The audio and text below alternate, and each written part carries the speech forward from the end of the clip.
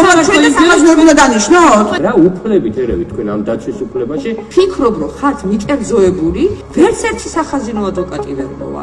აბა მოვიდეს, აცილებული უნდა იყოს თავშევ საქმიდან.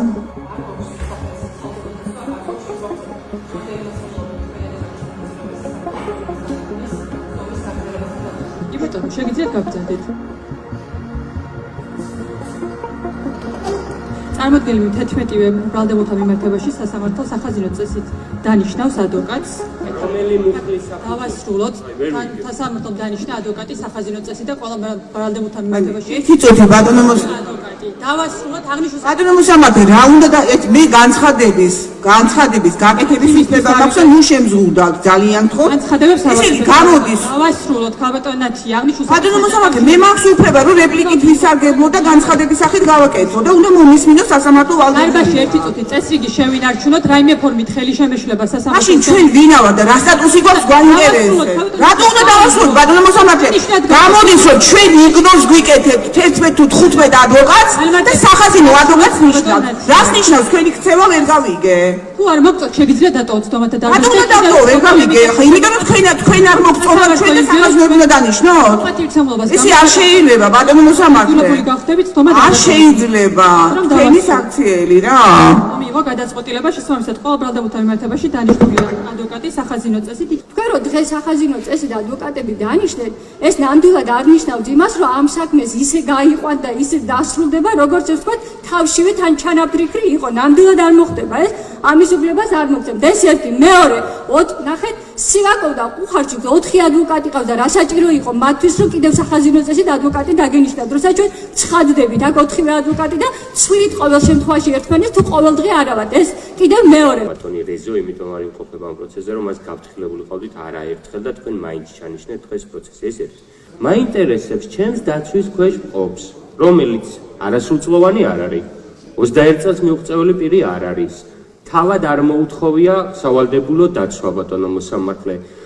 ფინანსურად მას უქონელი არ არის.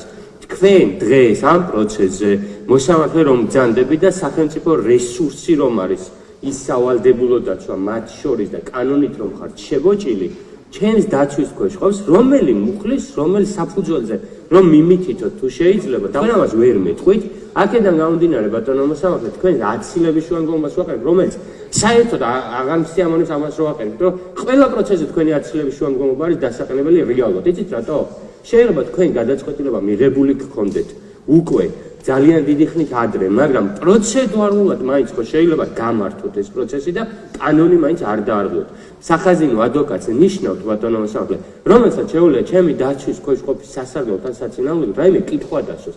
რა უფლებით ერევით თქვენ ამ დაცვის უფლებაში, როდესაც ჩემს დაცვის ქვეშ ყავს კერძო ადვოკატი ყავს და ის იცავს თქვენს მიკერძოებასთან დაკავშირებით და ბოდიში და ცოდნასთან დაკავშირებითაც მე უკვე ეჭვები მიჩნდება. აქედან გამომდინარე აცილებული უნდა იქნათ აღნიშნული პროცესი და როგორც მოსამართლე.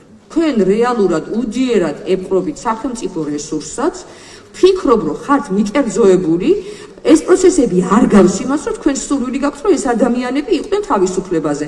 სხვა შემთხვევაში თქვენ გქონდათ ობიექტური, სამართლებრივი, კანონიერი შესაძლებლობა, რომ ეს ადამიანები გირაოთი გაგეშვათ, სხვა ნაკლებად კაცი აკვეთი ღონისებებით, დამატებით შეზღუდვებით დაგეწესებინათ და აი ამ ჯოჯოხეთში არ გეტარებინათ ეს ადამიანები და ევლოთ ჩვეულებრივად და აქ მაინც სასამართლოზე შეჯიბრებითობის პრინციპით ეს არ შეზღუდული იყვნენ და ესარგებათ.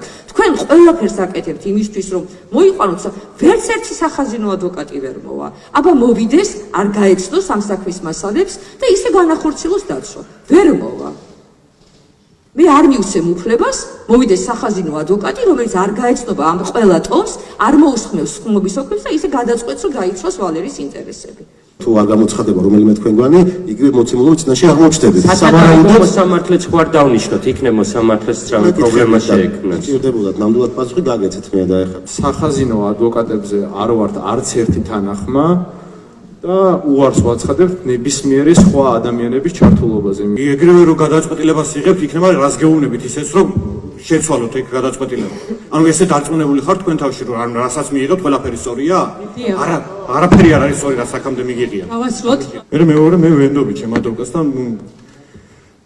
რა შეიძლება ბავშვი მოვანათლიო ჩემს ადვოკატს ისე იმდენად ვენდობი და რატომ ინიშნავთ ამ იმას სხვა ადვოკატს რომ არ მესმის რომ ვერ ხვდები ჯერ რომ მოვიდეს ვერ ვენდობი ამ ფიზიკურად ვერ ვენდობი და რატომ მინიშნავთ ვერ ხვდები და მიაჩნია რომ წარმოქმნის შემთხვევაში აღნიშნული შემდგომა დაუსაბუთებელია და როდა დაკამოყოფითაც სასამართლომ განმარტება გააკეთა და თქვა კიდევაც რომ ადვოკატის დანიშნულთან დაკავშირებით იმსჯელად და დანიშნა ანუ ადვოკატი შესაბამისად ვინაიდან დღევანდელ თომაზე მტკიცებულის გამოკვლევას იმ საფუძვლით ვერ ვაგრძელებთ რომ ბრალდებული არ იყოფება სასამართლოს თომაზე თომას დავასრულებთ დღეს და თომას განვაგრძობთ შეთანხმების სამებ 2025 წლის 26 ივნისის 13 საათზე ამით თომა დასრულებულია დაგემშვიდობებით